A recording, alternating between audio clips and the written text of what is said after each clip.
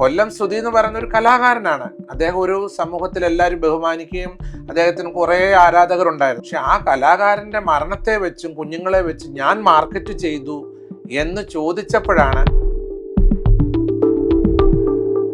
ബഹുമാനപ്പെട്ട മോഹൻലാൽ സാറിനെ പോലെയോ ബഹുമാനപ്പെട്ട മമ്മൂട്ടി സാറിനെ പോലെയോ വലിയ സ്റ്റാർ വാല്യൂ ഉള്ള ഒരു നടനാണ് ഇവിടെ ദേശത്ത് എൻ്റെ ഈ പ്രോപ്പർട്ടികളൊക്കെയും വാങ്ങി താമസിച്ചിട്ട് അതിന്റെ സമീപത്തായിട്ടാണ് വന്ന് താമസിക്കുന്നതെങ്കിൽ നമുക്ക് പറയാമായിരുന്നു എന്ത് ആ ഒരു മാർക്കറ്റിംഗ് ഞാൻ ചെയ്തു. അതിനകത്ത് ഒരിക്കലും KHDCയെ ഞാൻ കുറ്റപ്പെടുത്താൻ ആളല്ല. കാരണം അവരുടെ വലിയൊരു പ്രയത്നമാണല്ലോ ഇത്രയും മനോഹരമായിട്ടുള്ളൊരു വീട് പണിത്.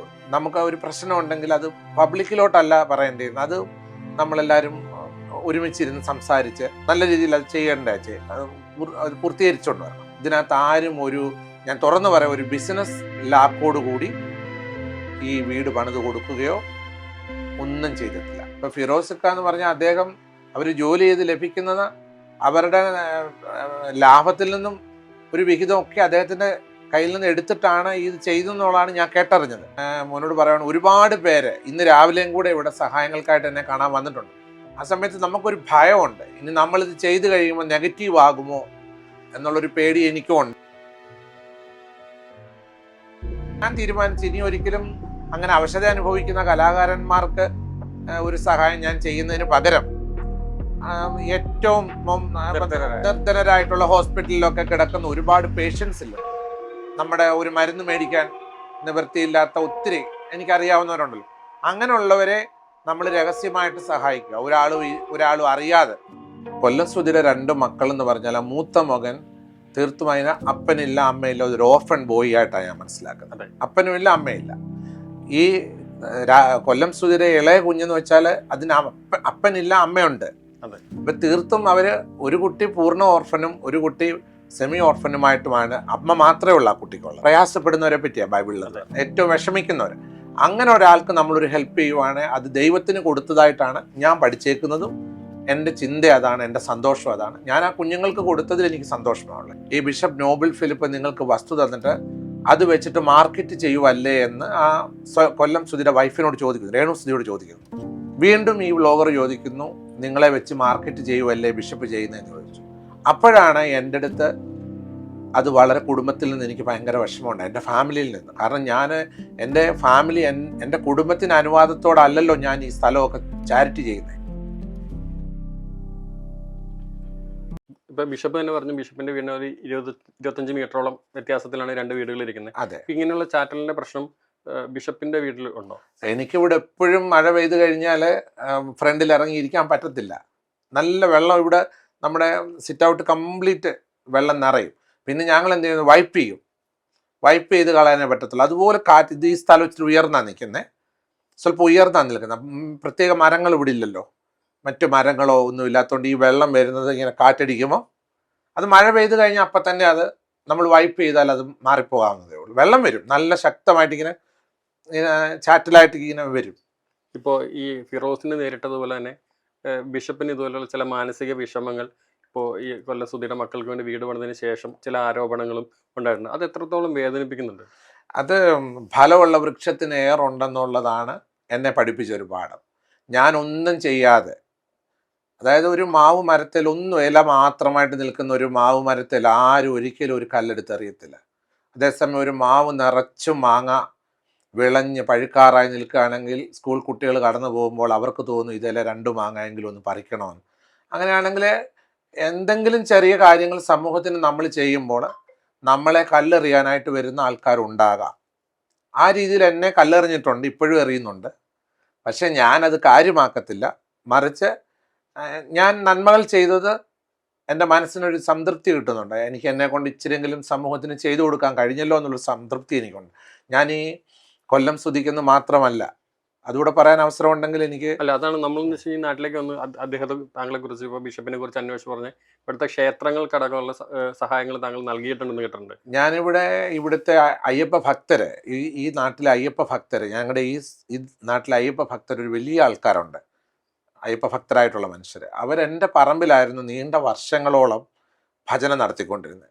ഞാൻ വിദേശത്തുള്ള സമയത്തും എൻ്റെ അമ്മച്ചി വിദേശത്തുള്ള സമയത്തൊക്കെ ഞങ്ങളുടെ ഈ പറമ്പിൽ വെച്ചായിരുന്നു പിന്നെ ഈ പ്രാർത്ഥന ഭജന നടത്തിക്കൊണ്ടിരുന്നു. ഞാനതിന് അനുവദിച്ചതാണ്, കാരണം അതൊരു മതസൗഹാർദ്ദമാണ്. എനിക്ക് ഈ ചങ്ങനാശ്ശേരി എന്ന് പറഞ്ഞാൽ തന്നെ നിങ്ങൾ അന്വേഷിച്ചാൽ ചങ്ങനാശ്ശേരി ഒരു മതസൗഹാർദ്ദത്തിൻ്റെ നാടാണ്. അപ്പം ഞാൻ ഇവിടെ ഉള്ളപ്പം എന്നോട് ഇവർ വന്ന് ചോദിച്ചു, ബിഷപ്പ് ഞങ്ങൾക്ക് ഇവിടെ ഇങ്ങനെ ഈ ഭജന നടത്തിക്കോട്ടെ എന്ന് ചോദിച്ചപ്പോൾ ഞങ്ങൾ അതിന് പൂർണ്ണ അനുവാദം കൊടുത്ത ഒരാളാണ് ഞാൻ. അത് കഴിഞ്ഞ് അവർക്ക് അതിന് ഉചിതമായിട്ടുള്ളൊരു ഇടം കണ്ടുപിടിച്ചപ്പോൾ ആ വസ്തു വിലയ്ക്ക് വാങ്ങി അവിടെ ഭജനമഠം അവർ നിർമ്മിച്ചു. അവിടെ അതിൻ്റെ ഭജനയ്ക്ക് ഇവരെന്നെ ഔദ്യോഗികമായി ക്ഷണിച്ചു. ഞാനതിൽ പോയി സംബന്ധിക്കുകയും ഞങ്ങളുടെ അമ്മച്ചിമാരുടെ ഓർമ്മയ്ക്ക് അവിടെ ഫലകം ഒക്കെ അവരവിടെ വെച്ച് ഞങ്ങളൊരു മതസൗഹാർദ്ദത്തിലാണ് ഈ നാട്ടിൽ അങ്ങനെ പോകുന്നത്. കാരണം എനിക്കതിൽ വളരെ സന്തോഷമുണ്ട്. അത് വില കൊടുത്ത് വാങ്ങിച്ച് അവിടെ നല്ല രീതിയിൽ ആ ഭജനമഠം നിർമ്മിച്ചു. അവിടെ ഭക്തരവിടെ നല്ല മനോഹരമായി എല്ലാ വർഷവും എല്ലാ മാസത്തിൻ്റെ മലയാള മാസത്തിലൊക്കെ അവിടെ അത് തുറക്കുകയും അവരവിടെ പ്രാർത്ഥനകളും ഭജനയും കാര്യങ്ങളും, പിന്നെ ഈ അയ്യപ്പൻ്റെ ഒരു മാസം വരുമല്ലോ വൃശ്ചിക മാസത്തിൽ, അത്രയും ദിവസങ്ങളിലും അവിടെ അത് നടക്കുകയും ഞാനവിടെ പോകാറൊക്കെ ഉണ്ട് കാണാനൊക്കെ ആയിട്ട്. വളരെ സന്തോഷത്തോടെ ഇവിടെയുള്ള മനുഷ്യർ, ഞങ്ങൾ വളരെ ഈ നാട്ടിലുള്ള മനുഷ്യരെന്ന് വെച്ചാൽ ഇവിടെ ജാതി വ്യത്യാസമില്ല, മതവ്യത്യാസമില്ല, വളരെ സ്നേഹത്തോടെ കഴിയുന്ന ഒരു നാടാണ് ഈ മാടപ്പള്ളി NES ബ്ലോക്ക് പ്ലാന്തോട്ടം എന്നൊക്കെ പറയുന്ന സ്ഥലം. വളരെ സ്നേഹത്തോടും സൗഹാർദ്ദത്തോടും പോകുന്ന ഒരു സ്ഥലമാണ്. അച്ഛൻ ഇപ്പൊ പറഞ്ഞു, ഇപ്പോൾ ഹിന്ദുക്കൾക്ക് അല്ലെങ്കിൽ അവരുടെ ഭക്തിക്ക് വേണ്ടിയിട്ട് ചെയ്തു കൊടുത്തു, മതസൗഹാർദ്ദമായി തീർച്ചയായിട്ടും. ഇപ്പോൾ മറ്റേ സുധിയുടെ മക്കൾക്ക് വേണ്ടി ചെയ്തു. അതല്ലാതെ എത്രത്തോളം ചാരിറ്റി? അല്ലാതെ ഇവിടെ ഞാനൊരു 10 പേർക്ക് വീട് വെക്കാനായിട്ട്, വസ്തുവില്ലാത്ത വീട് വെക്കാനായിട്ട്, നിവൃത്തിയില്ലാത്ത പാവങ്ങളായിട്ടുള്ള, അതിനകത്ത് ഒരു ജാതിയോ മതമോ നോക്കാതെ നിർധന കുടുംബങ്ങൾക്ക് 10 കുടുംബങ്ങൾക്ക് വീട് വെക്കാനായിട്ട് ഒരു 1/2 ഏക്കർ സ്ഥലം ഞാൻ കൊടുത്തിട്ടുണ്ട്. പിന്നെ ഇവിടുത്തെ നമ്മുടെ തൃക്കൊടിത്താനം പഞ്ചായത്തിൽ ഞങ്ങളുടെ ഈ വാർഡിനൊരു അംഗൻവാടി ഇല്ലായിരുന്നു. ഞാൻ അംഗൻവാടി പണിയുവാനായിട്ട് 3 സെൻറ്റ് സ്ഥലം ഞങ്ങളുടെ അമ്മച്ചിമാരുടെ ഓർമ്മയ്ക്കായിട്ട് അത് ചെയ്തു കൊടുത്തു. അങ്ങനെ എന്നെക്കൊണ്ട് കഴിയുന്ന ചെറിയ ചെറിയ എളിയ സഹായങ്ങൾ. പിന്നെ ഇവിടെ SNDP അമ്പലമുണ്ട് ഇവിടെ അടുത്ത്. ആ അമ്പലത്തിനകത്തോട്ട് പോകാനായിട്ട് അവർക്ക് വഴി ചെറുതായിരുന്നു. 27 സെൻറ്റ് സ്ഥലം റോഡ് പണിയാനായിട്ട് ഞാൻ എൻ്റെ പറമ്പിൽ നിന്ന് കൊടുത്തു. ഇപ്പോൾ അവിടെ റോഡുണ്ട് അവർക്ക്.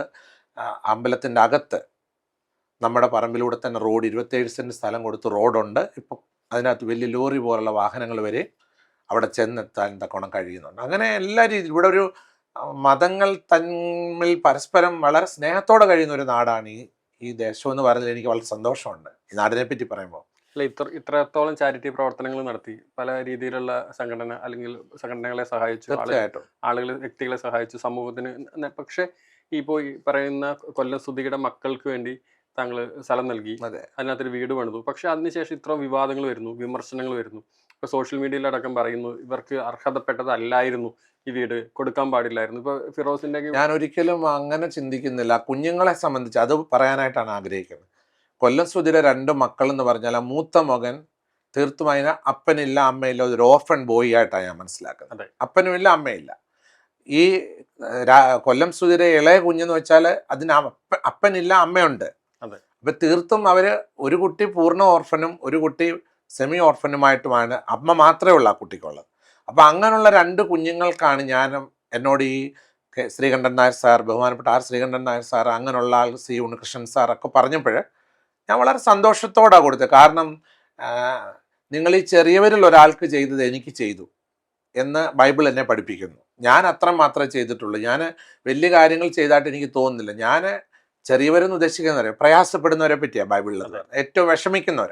അങ്ങനെ ഒരാൾക്ക് നമ്മളൊരു ഹെൽപ്പ് ചെയ്യുവാണെങ്കിൽ അത് ദൈവത്തിന് കൊടുത്തതായിട്ടാണ് ഞാൻ പഠിച്ചേക്കുന്നതും. എൻ്റെ ചിന്ത അതാണ്, എൻ്റെ സന്തോഷം അതാണ്. ഞാൻ ആ കുഞ്ഞുങ്ങൾക്ക് കൊടുത്തതിൽ എനിക്ക് സന്തോഷമാവുള്ളത്. പക്ഷെങ്കിൽ ഇങ്ങനെ വിവാദങ്ങൾ വരുന്ന കാണുമ്പോഴുള്ളൊരു വിഷമം അത് തീർച്ചയായിട്ടും ഉണ്ട്. പ്രത്യേകിച്ച് ഇത് പണിത് കൊടുത്തവരെ പറ്റിയൊക്കെ ഇങ്ങനെ കേൾക്കുന്നു.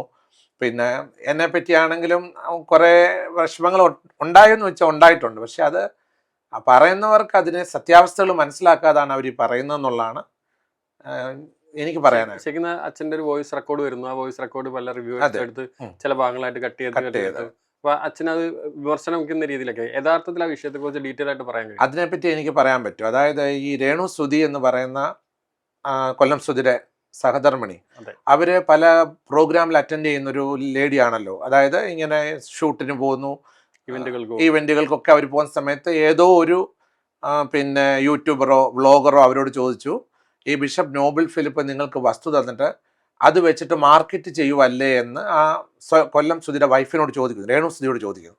അപ്പോൾ അവരതിന് ആൻസർ ചെയ്യുന്നുണ്ട്. ഒരിക്കലും അങ്ങനെ അല്ല എന്നുള്ള രീതിയിൽ അവർ ആൻസർ ചെയ്തെങ്കിലും വീണ്ടും ഈ വ്ളോഗർ ചോദിക്കുന്നു, നിങ്ങളെ വെച്ച് മാർക്കറ്റ് ചെയ്യുവല്ലേ ബിഷപ്പ് ചെയ്യുന്നതെന്ന് ചോദിച്ചു. അപ്പോഴാണ് എൻ്റെ അടുത്ത് അത് വളരെ കുടുംബത്തിൽ നിന്ന് എനിക്ക് ഭയങ്കര വിഷമമുണ്ട്, എൻ്റെ ഫാമിലിയിൽ നിന്ന്. കാരണം ഞാൻ എൻ്റെ ഫാമിലി എൻ്റെ കുടുംബത്തിന് അനുവാദത്തോടല്ലല്ലോ ഞാൻ ഈ സ്ഥലമൊക്കെ ചാരിറ്റി ചെയ്യുന്നത്. ഒരിക്കലും എൻ്റെ കുടുംബത്തിലുള്ള എല്ലാവരും ഒരു ചാരിറ്റി ഓറിയൻറ്റഡ് ആയിട്ടുള്ള പേഴ്സൺസ് അല്ല, ഒരിക്കലും അല്ല. ഞാൻ മാത്രമേ ഉള്ളൂ ഒരു മിഷണറിയായി ജീവിച്ച് മരിക്കാൻ ആഗ്രഹിക്കുന്നത്. എൻ്റെ ജീവിതം ഒരു മിഷണറിയായി ജീവിച്ച് മരിക്കണമെന്ന് ആഗ്രഹിച്ചാണ് ഞാൻ ഇവിടേക്ക് വന്നേക്കുന്നത്. അപ്പോൾ എനിക്കെന്ന് വെച്ചാൽ എനിക്കുള്ളത് അർഹതപ്പെട്ട നിർധനരുടെ കരങ്ങളിൽ എത്തിച്ച് ഞാൻ ഈ ലോകത്തിൽ നിന്ന് കടന്നു പോകാനാണ് ഇഷ്ടപ്പെടുന്നത്. അർഹതപ്പെട്ട നിർധനർ, അതിനകത്ത് ഒരിക്കലും ജാതിയില്ല, മതമില്ല, സഭയില്ല, പള്ളിയില്ല. എനിക്ക് ഇന്ന ആളോടൊരു അമിത സ്നേഹം, ഇന്ന ആളോടൊരു സ്നേഹക്കുറവ് എനിക്ക് അങ്ങനെ ഒരിക്കലും ഇല്ല. പക്ഷേ ഈ ചോദ്യം എന്നെ വളരെ മുറിപ്പെടുത്തി. കാരണം ഞാൻ അവരെ, ഈ കൊല്ലം സുധീര കുടുംബത്തെ മാർക്കറ്റ് ചെയ്തു എന്ന് ഉപയോഗിച്ചത് എനിക്ക് വളരെ ദുഃഖം ഉണ്ടാക്കിയൊരു കാര്യം. ഒരിക്കലും ഞാനിപ്പോൾ ഉത്തരം പറയുകയാണ്, കൊല്ലം സുധീര കുടുംബത്തെ വെച്ച് ഞാൻ മാർക്കറ്റ് ചെയ്തിട്ടില്ല. ഞാൻ അതിനിച്ചൂടെ പറയും, കൊല്ലം സുധി എന്ന് പറയുന്ന ആൾ ഒരു കലാകാരനായിരുന്നു, ഒരു സ്റ്റേജ് കലാകാരനായിരുന്നു. അദ്ദേഹം ഏതൊക്കെ 1-2 സിനിമകളിൽ അഭിനയിച്ചു എന്ന് ഞാൻ കേൾക്കുന്നു. ഒരു കലാകാരൻ. അതിലുപരിയായിട്ട് നോക്കുകയാണെങ്കിൽ അദ്ദേഹത്തിന് ഒരു ബഹുമാനപ്പെട്ട മോഹൻലാൽ സാറിനെ പോലെയോ ബഹുമാനപ്പെട്ട മമ്മൂട്ടി സാറിനെ പോലെയോ അല്ലെങ്കിൽ ഹിന്ദിയിലൊക്കെയുള്ള വലിയ വലിയ, എനിക്ക് സിനിമ ഞാനധികം കാണാറില്ല, ഞാൻ സിനിമ കാണാൻ സമയം കിട്ടാം, വലിയ സ്റ്റാർ വാല്യൂ ഉള്ള ഒരു നടനാണ് ഇവിടെ ദേശത്ത് എൻ്റെ ഈ പ്രോപ്പർട്ടികളൊക്കെയും വാങ്ങി താമസിച്ചിട്ട് അതിൻ്റെ സമീപത്തായിട്ടാണ് വന്ന് താമസിക്കുന്നതെങ്കിൽ നമുക്ക് പറയാമായിരുന്നു എന്ത്, പിന്നെ ആ ഒരു മാർക്കറ്റിംഗ് ഞാൻ ചെയ്തു എന്ന്. കൊല്ലം സുധി എന്ന് പറയുന്ന ഒരു കലാകാരനാണ്. അദ്ദേഹം ഒരു സമൂഹത്തിൽ എല്ലാവരും ബഹുമാനിക്കുകയും അദ്ദേഹത്തിന് കുറേ ആരാധകരുണ്ടായിരുന്നു, അങ്ങനെ ഒരു കലാകാരനായിരുന്നു. പക്ഷെ ആ കലാകാരൻ്റെ മരണത്തെ വെച്ചും കുഞ്ഞുങ്ങളെ വെച്ചും ഞാൻ മാർക്കറ്റ് ചെയ്തു എന്ന് ചോദിച്ചപ്പോഴാണ് ഇതോർത്ത് ഞാൻ സങ്കടപ്പെടുന്നു എന്ന് പറഞ്ഞു. ഇപ്പം ആ ക്വസ്റ്റ്യന് മോൻ ഉത്തരം കിട്ടിക്കാണുന്നു. അവരെ വെച്ച് ഞാൻ മാർക്കറ്റ് ചെയ്യുന്നു എന്ന് ചോദിച്ച ചോദ്യത്തിനാണ് ഞാൻ ഉത്തരം കൊടുത്തത്, ഒരിക്കലും അല്ല.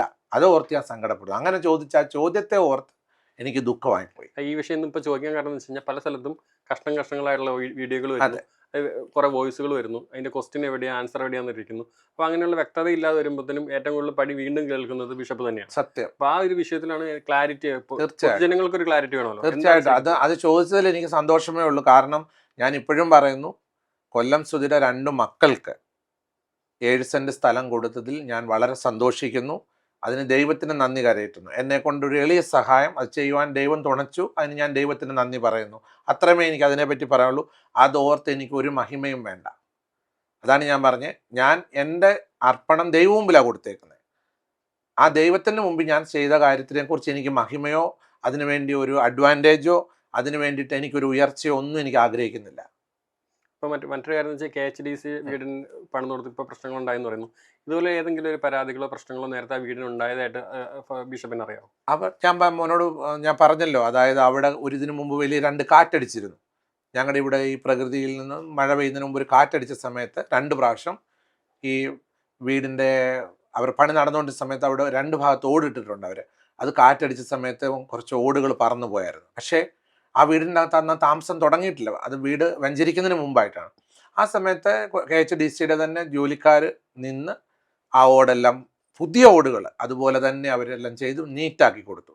പിന്നെ ഈ 2 മാസം മുമ്പും വലിയൊരു കാറ്റടിച്ചു. ആ സമയത്ത് 1-2 ഓട് കാറ്റത്ത് താഴെ വീണു, അതും എല്ലാം വൃത്തിയാക്കി. അപ്പോൾ ഇവിടെ കാറ്റുള്ളൊരു സ്ഥലമാണ്. ഞാൻ പറഞ്ഞല്ലോ, ഈ സ്ഥലം ഒരു ഉയർന്ന സ്ഥലമാണ്. അതെ, ഇവിടെ വേറെ വൃക്ഷങ്ങളും കാര്യങ്ങളൊന്നും, അത് മറ്റു വൃക്ഷങ്ങളൊന്നുമില്ല. അതിനകത്ത് ഒരിക്കലും KHDCയെ ഞാൻ കുറ്റപ്പെടുത്താൻ ആളല്ല. കാരണം അവരുടെ വലിയൊരു പ്രയത്നമാണല്ലോ ഇത്രയും മനോഹരമായിട്ടുള്ളൊരു വീട് പണിത് കൊടുത്തത്. പിന്നെ എന്തെങ്കിലും പോരായ്മകൾ എന്തെങ്കിലും ഉണ്ടെങ്കിൽ അത് ഒരിക്കലും ഒരു പബ്ലിക്കിൻ്റെ ഒരു, എസ്പെഷ്യലി ഞാൻ തുറന്നു പറയുന്നു, ഇങ്ങനെ നമുക്ക് ഒരു പ്രശ്നം ഉണ്ടെങ്കിൽ അത് പബ്ലിക്കിലോട്ടല്ല പറയേണ്ടിയിരുന്നത്, അത് നമ്മളെല്ലാവരും ഒരുമിച്ചിരുന്ന് സംസാരിച്ച് അത് എന്താ വേണ്ടേ, അത് നല്ല രീതിയിൽ അത് ചെയ്യേണ്ടേ, അത് പൂർത്തീകരിച്ചുകൊണ്ട് വരണം. പക്ഷെ ഒരിക്കലും അതിങ്ങനെ, ഞാൻ ഒരിക്കലും ഫിറോസിനെ കുറ്റപ്പെടുത്താനോ, അദ്ദേഹം വളരെ നല്ല രീതിയിൽ അത് ചെയ്തു കൊടുത്തു.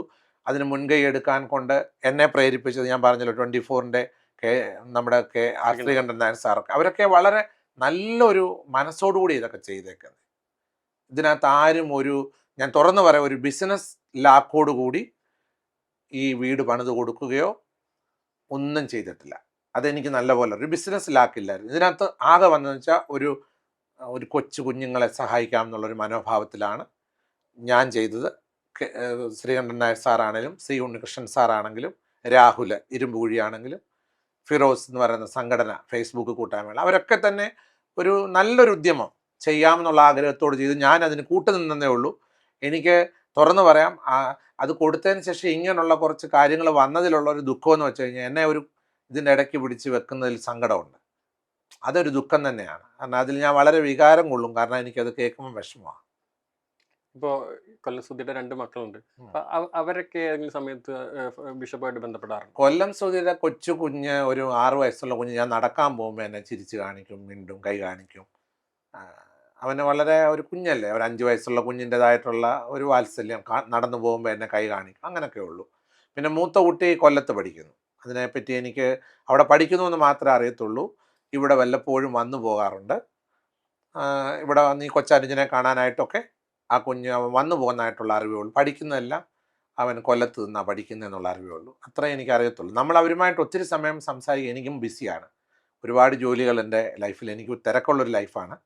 പിന്നെ ഇവിടെ ഉള്ളപ്പോൾ എന്തെങ്കിലും സന്ദർഭം ഉണ്ടെങ്കിൽ കാണുമ്പം കൈ കാണിക്കും, ഹായ് ബായ്, ഹലോ ഹലോ പറയും, അത്രയേ ഉള്ളൂ. അല്ലാതെ കാര്യങ്ങളായിട്ട് അതിനെപ്പറ്റി ഒന്നുമില്ല. ഇപ്പോൾ ഈ KHDC വിഷയം തന്നെ പറയാം. ആ വീടിന് പല പ്രശ്നങ്ങളും പല സമയത്ത് ഉണ്ടായിട്ടാണ്. ചില ക്ലോക്ക് കേടായി, അല്ലെങ്കിൽ ബൾബ് പോയി, അങ്ങനെയുള്ള ചില ചെറിയ ചെറിയ പ്രശ്നങ്ങൾക്ക് വരെ KHDCനെ വിളിച്ചിട്ട് ഇത് മാറ്റിത്തരണം എന്നുള്ള ആരോപണങ്ങൾ അവരെ. ഞാൻ അതിനെപ്പറ്റി അറിഞ്ഞിട്ടില്ല, എനിക്ക് അറിയാത്ത കാര്യം. അവർ ചോദിച്ചിട്ടുണ്ടോ എന്നുള്ള വിവരം ഞാൻ അവരുമായിട്ട്, അവരെന്നോട് അത്രയ്ക്ക് ഒരു പക്ഷേ എന്നോടുള്ള എൻ്റെ പൊസിഷനും ഉണ്ടായിരിക്കും, എന്നോട് അങ്ങനെയുള്ള കാര്യങ്ങൾ അവർ സംസാരിക്കാറില്ല. പക്ഷെ അതൊക്കെ കൺസ്ട്രക്ട് ചെയ്ത് അവരുമായിട്ട് സംസാരിച്ചിട്ടുണ്ടായോണ്ടായിരിക്കുമല്ലോ നിങ്ങളോട് അവർ KHDCയുടെ ആൾ പറഞ്ഞേക്കുന്നത്. എന്നോടൊരിക്കലും ആ രീതിയിൽ ഒന്നും പറഞ്ഞിട്ടില്ല. പിന്നെ ഈ വെള്ളം വീഴുന്നതിനെ പറ്റി മോൻ ചോദിച്ചതിൻ്റെ ഉത്തരം അതാണ് എനിക്ക് പറയാനുള്ളത്. ഈ ഗ്ലാസ് അവിടെ വെച്ചിട്ടുള്ളിടത്തു നിന്ന് ഇങ്ങനെ വെള്ളം വന്നിട്ടുണ്ടാകും. അതൊരിക്കലും ഒരു ചോർച്ചയായിട്ട് നമുക്കതിനെ പറയുന്നതിനോട് ഞാൻ ഒരിക്കലും പറഞ്ഞാൽ ദൈവം പോലും ചിലപ്പോൾ ക്ഷമിക്കത്തില്ല. അങ്ങനെ ഒരു ചോർച്ചയുണ്ടോ ഞാൻ കണ്ടില്ലല്ലോ. ഞാൻ പോയി കണ്ടെങ്കിലല്ലേ എനിക്ക് പറയാൻ പറ്റത്തുള്ളൂ. ഞാൻ കണ്ടിട്ടില്ലാത്തൊരു കാര്യത്തെപ്പറ്റി ഒരിക്കലും ഞാൻ എന്താ പറയുക, ഒരു ആൻസർ തരത്തില്ല. ഇത് ശരിയാണ്, എയർ സർക്കുലേഷന് വേണ്ടിയിട്ട് അവിടെ ഇങ്ങനെ ഇത് വെച്ചിട്ടുണ്ട്. അതിനൊന്നും പറയാനറിയത്തില്ല. ഇങ്ങനെ ഗ്ലാസ് വെക്കാൻ വേണ്ടിയിട്ടുള്ള സ്പേസും ഒക്കെ ഉണ്ട്, ഗ്ലാസും വെച്ചിട്ടുണ്ട്. അതിൻ്റെ ഇടയ്ക്ക് ഒന്ന് ഈ ചാറ്റൽ വല്ലതും വെള്ളം വീണിട്ടുണ്ടായിരിക്കാം. അത് നമുക്ക് ക്ലോസ് ചെയ്യാവുന്നേ ഉള്ളൂ. അവിടെ എന്തെങ്കിലും ഗമ്മൊക്കെ, ഇപ്പോൾ എന്തെല്ലാം സംവിധാനങ്ങളുണ്ട്, നമുക്ക് അതെന്തെങ്കിലും ചെയ്ത് നമുക്കത് പരിഹരിക്കാവുന്ന കാര്യങ്ങളേ ഉള്ളെന്നുള്ളതാണ് എൻ്റെ എളിയ അഭിപ്രായം. അതിനിപ്പോൾ എനിക്ക് KHDC പറഞ്ഞെന്താണെന്ന് വെച്ചാൽ അത്തരത്തിലൊരു പ്രശ്നമുണ്ട്, ഇതിന് ചോർച്ചയുണ്ടെങ്കിൽ അവരൊന്ന് പരിഹരിക്കാൻ തയ്യാറാണെന്നും, മറ്റുള്ള ഇതെന്ന് വെച്ചാൽ ഗ്ലാസ്സിൽ 2500 രൂപ 3000 വിലയുള്ള ഒരു ഗ്ലാസ് വെക്കാനായിട്ട് വേണമെങ്കിൽ അത് ചെയ്തു തരാം. പക്ഷേ രേണു സുധി ഇങ്ങനെ പബ്ലിക്കായിട്ട് പറയുമ്പോൾ അതെന്ന് വെച്ച് കഴിഞ്ഞാൽ അവരുടെ ക്രെഡിബിലിറ്റിനെ ഭയങ്കരമായിട്ട് ബാധിക്കുന്നു, അവരെ വേദനിപ്പിച്ചു, അങ്ങനെ അതെന്ന് വെച്ച് കഴിഞ്ഞാൽ ഇനി മുതലുള്ള ചാരിറ്റി പ്രവർത്തനങ്ങൾ, അവർ 5ഓളം വീടുകൾ പണിതു കൊടുത്തു പലർക്കായി. ഏറ്റവും വില കൂടി അല്ലെങ്കിൽ ഏറ്റവും വിലമതിക്കുന്ന വീടാണ് കൊല്ലം സുധിയുടെ മക്കൾക്ക് വേണ്ടി പണിതു കൊടുത്തത്. ഇത്തരത്തിലുള്ള ചാരിറ്റി പ്രവർത്തനങ്ങളായിട്ട് അവർക്ക് മുന്നോട്ട് പോകാൻ താൽക്കാലികമായി ബുദ്ധിമുട്ടുണ്ടെന്നുള്ള രീതിയിലാണ് പറഞ്ഞത്. അപ്പോൾ ഇപ്പോൾ ഇങ്ങനെ പരസ്യമായിട്ടുള്ള ആരോപണങ്ങൾ ഉണ്ടാകുമ്പോൾ അല്ലെങ്കിൽ വേദനിപ്പിക്കുന്ന സത്യമല്ലാത്ത കാര്യങ്ങൾ സംഭവിക്കുമ്പോൾ ഭാവിയിൽ മറ്റു പലർക്കും കിട്ടാവുന്ന സ്വാഭാവികം എന്ന് വെച്ച് കഴിഞ്ഞാൽ ഒന്നുമില്ലാത്തവർക്ക്, കുടുംബങ്ങൾക്ക് വേണ്ടി അവർ ചെയ്യുന്ന ചാരിറ്റി പ്രവർത്തനങ്ങളടക്കം ഇപ്പൊ രേണു സുധിയുടെ ഒരു ആരോപണത്തോടെ ഇല്ലാതെയാണ്. അതിനെ കുറിച്ചിട്ട് ബിഷപ്പിന് എന്താ പറയുക? ഇപ്പം എനിക്ക് നേരെ ഒരുപാട് ഏറുകൾ ഉണ്ടായി അല്ലേ. ആ സമയത്ത് ഞാനും മനസ്സുകൊണ്ട് ചിന്തിച്ചിട്ടുണ്ട്, അയ്യോ നമ്മൾ നന്മ ചെയ്തിട്ടാണല്ലോ ഒരിക്കലും ഈ നമ്മളെ കല്ലെറിയുന്ന പോലുള്ള. ചിലർ പറഞ്ഞു ഞാനിപ്പോൾ ചാരിറ്റി ചെയ്തപ്പോൾ എന്നോട് പറഞ്ഞു അദ്ദേഹം പേര് കിട്ടാൻ വേണ്ടിയിട്ട്. ഞാൻ തുറന്നു പറയാം, എനിക്ക് എന്നാ പേരാ കിട്ടണ്ടേ? അങ്ങനെ ഒരു പേര് കിട്ടിയത് കൊണ്ട് എനിക്കുള്ള ബെനിഫിറ്റ്സ് എന്തുവാ? എനിക്ക് ഒരു ബെനിഫിറ്റ്സും ഉണ്ടാകുന്നില്ല. എന്നെപ്പറ്റി ഇപ്പോൾ ഒരാൾ പറയുമോ അച്ഛൻ വലിയ കാരുണ്യ പ്രവർത്തി ചെയ്യുന്നു, അതുകൊണ്ട് എനിക്കൊരാഗ്രഹവും ഇല്ല. എന്നെപ്പറ്റി ഒരാൾ അങ്ങനെ പറയുന്നതിനോട് എനിക്ക് ഇഷ്ടമില്ല. ഇപ്പോൾ ഫിറോസ് ഖാൻ എന്ന് പറഞ്ഞാൽ അദ്ദേഹം അവർ ജോലി ചെയ്ത് ലഭിക്കുന്നത് അവരുടെ ലാഭത്തിൽ നിന്നും ഒരു വിഹിതമൊക്കെ അദ്ദേഹത്തിൻ്റെ കയ്യിൽ നിന്ന് എടുത്തിട്ടാണ് ഇത് ചെയ്തെന്നുള്ളതാണ് ഞാൻ കേട്ടറിഞ്ഞത്. പിന്നെ പലരും സഹായിച്ചിട്ടുണ്ട് അല്ലേ. അവരെല്ലാം ഒരു കൂട്ടായ്മയായിരുന്നത്. അപ്പോൾ അവർക്ക് ചെയ്തവർക്കൊക്കെ പെട്ടെന്ന് ഇത് കേൾക്കുമ്പോൾ ഒരു ഷോക്ക് ഉണ്ടാവും. ഇപ്പം എനിക്ക് ഷോക്ക് ഉണ്ടായില്ലേ, അതുപോലെ ഹെൽപ്പ് ചെയ്തവർക്കെല്ലാം കേൾക്കുമ്പോൾ ഇനി നമ്മളൊരു കാര്യത്തിന് വേണ്ടി മുൻപോട്ട് ഇറങ്ങിയിരിക്കും. ഇപ്പം തന്നെ മോനോട് പറയുകയാണ്, ഒരുപാട് പേര് ഇന്ന് രാവിലെയും കൂടെ ഇവിടെ സഹായങ്ങൾക്കായിട്ട് എന്നെ കാണാൻ വന്നിട്ടുണ്ട്. ആ സമയത്ത് നമുക്കൊരു ഭയമുണ്ട്, ഇനി നമ്മളിത് ചെയ്ത് കഴിയുമ്പോൾ നെഗറ്റീവ് ആകുമോ എന്നുള്ളൊരു പേടി എനിക്കും ഉണ്ട്, ഇല്ലാതില്ല. അതെന്ന് വെച്ചാൽ പ്രശസ്തരായ വ്യക്തികളുടെ അല്ലെങ്കിൽ അവരുടെ കുടുംബത്തിന് വേണ്ടിയിട്ടൊരു സഹായത്തിൽ ഇപ്പോൾ നിർദ്ധരായ മിമിക്രി ആർട്ടിസ്റ്റുകളുണ്ട്, അവരുടെ കുടുംബത്തിന് വേണ്ടി ഒരു വിഷയത്തിന് വേണ്ടി ഇറങ്ങിത്തിരിക്കുമ്പോൾ നാളെ ഇവർ സോഷ്യൽ മീഡിയയിൽ വൈറലാവുന്ന ഒരു വ്യക്തികളാവും. ആ വ്യക്തികളാകുമ്പോൾ അതിന്റെ പരാമർശങ്ങൾ മീഡിയ കവറേജ്. ഞാനൊരു തീരുമാനം എടുത്തിട്ടുണ്ട്, ഇനി ഒരിക്കലും സമൂഹത്തിൽ ഇതെനിക്കൊരു ഗുണപാഠമായി എന്ന് വെച്ചാൽ ഇനി ഒരിക്കലും ഇങ്ങനെ ഒരു കലാകാരന്മാർക്ക് ആദ്യം ആഗ്രഹിച്ചിരുന്നു കേട്ടോ. ഞാൻ ആദ്യമേ ചിന്തിച്ച ഒരു കാര്യമാണ്, ബുദ്ധിമുട്ട് അനുഭവിക്കുന്ന കലാകാരന്മാരെ സഹായിക്കണം, അവർക്ക് വേണ്ടി എന്തെങ്കിലും ഒരു കാര്യങ്ങൾ ചെയ്യണമെന്ന് ആഗ്രഹിച്ചു. പക്ഷേ ഇങ്ങനെ എന്നെ കോർണർ ചെയ്തില്ലേ, എന്നെ വളരെയധികം വേദനിപ്പിച്ചവർ. അതുകൊണ്ട് ഞാൻ തീരുമാനിച്ചു ഇനി ഒരിക്കലും അങ്ങനെ അവശത അനുഭവിക്കുന്ന കലാകാരന്മാർക്ക് ഒരു സഹായം ഞാൻ ചെയ്യുന്നതിന് പകരം ഏറ്റവും നിർധനരായിട്ടുള്ള ഹോസ്പിറ്റലിലൊക്കെ കിടക്കുന്ന ഒരുപാട് പേഷ്യൻസ് ഇല്ല, നമ്മുടെ ഒരു മരുന്ന് മേടിക്കാൻ നിവൃത്തിയില്ലാത്ത ഒത്തിരി എനിക്കറിയാവുന്നവരുണ്ടല്ലോ, അങ്ങനെയുള്ളവരെ നമ്മൾ രഹസ്യമായിട്ട് സഹായിക്കുക, ഒരാളും അറിയാതെ. ഇതിപ്പോൾ ഇവർ അറിഞ്ഞതുകൊണ്ടല്ലേ എനിക്ക് ഇത്രയും ഇതുണ്ടായി, ഇവർ അറിയപ്പെടുന്നവരായതുകൊണ്ട്. ഒന്നും അറിയാത്തവർ, നമ്മൾ വലം കൈ ചെയ്യുന്ന ഇടം കൈ അറിയാതെ ഉള്ളവരെ കണ്ടുപിടിച്ച് ഹെൽപ്പ് ചെയ്യുന്നതിനോട് എനിക്ക് സന്തോഷമുണ്ട്. മറിച്ച് ഒരിക്കലും ഇനിയും ഇങ്ങനെ സമൂഹത്തിൽ ഇപ്പം പറഞ്ഞതുപോലെ വാർത്താ പ്രാധാന്യമുള്ള ഒരു വ്യക്തികൾക്കും ഇനി ഒരിക്കൽ പോലും എൻ്റെ അറിവിൽപ്പെട്ട എൻ്റെ കുടുംബത്തിൽ നിന്നോ വ്യക്തിപരമായിട്ടോ ഞാൻ ഒരു ഫിനാൻഷ്യൽ സപ്പോർട്ട് ചെയ്യത്തില്ലെന്ന് ഞാൻ എൻ്റെ ഫാമിലിയായിട്ടൊരു തീരുമാനം എടുത്തിട്ടുണ്ട്. വാർത്താ പ്രാധാന്യമുള്ള ആളുകൾക്ക് വേണ്ടി ഒരു കാര്യം പുണ്യപ്രവൃത്തി ചെയ്തു കഴിഞ്ഞാൽ വീണ്ടും സമൂഹത്തിൽ കല്ലെറിയപ്പെടും. അങ്ങനെ ഒരു അനുഭവം ഉണ്ട്. അത് കള്ളമല്ല, സത്യസന്ധമായ കാര്യം. അപ്പം പറയാൻ നമ്മൾ പേരെടുക്കാൻ വേണ്ടി ചെയ്താണെന്ന് പറയും. ഒരിക്കലും ഇപ്പം ഇവരെല്ലാവരും ഇവിടെ വന്നു, ഈ ശ്രീകണ്ഠൻ നായർ സാറും അവരെല്ലാം ഇവിടെ വന്നു. അവർ വന്ന് അവരുടെ സന്തോഷം കൊണ്ട് വന്ന, ഞാൻ ക്ഷണിച്ചിട്ട് വന്നതല്ലല്ലോ അവരാരും. എനിക്ക് അവരെ ക്ഷണിക്കാൻ എന്ത് യോഗ്യതയുണ്ട്? കാരണം ഞാനൊരു സാധുവായ മനുഷ്യൻ, അത്രയും വലിയ ആൾക്കാരെയൊക്കെ ഇവിടെ ക്ഷണിക്കാനുള്ളൊരു യോഗ്യത എനിക്കില്ല.